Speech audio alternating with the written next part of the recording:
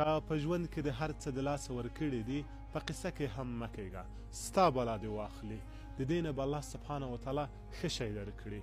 خو په یاد ولره چې دغه څلور شیان هیڅکله هم د لاسه ور نه کړې، ځکه د دې بدیل بیا نشته.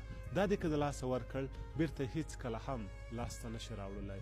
لومړی وخت او زمان، دوهم خپله کورنۍ دې که د لاسه ورکړه بیا یې هیڅکله هم لاسته نشي راوړلی.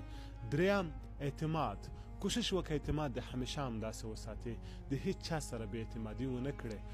څلورم د یوه چا په مغز کې تا ته یو ډېر ښکلی تصویر جوړ شوی دی، ډېر ښه انسان فکر درته کړي، ته راځې د همغه شخص سره خیانت کې او خپل تصویر دې د هغې په مغز کې خرابوي. ته که هره څومره کوشش وکړې چې هغه تصویر سم کې، هغې تصویر خط پیدا کړی دی، هغه شیشه ماته شوې ده، بیا یې هېڅکله هم د اول په شان نشي جوړولی.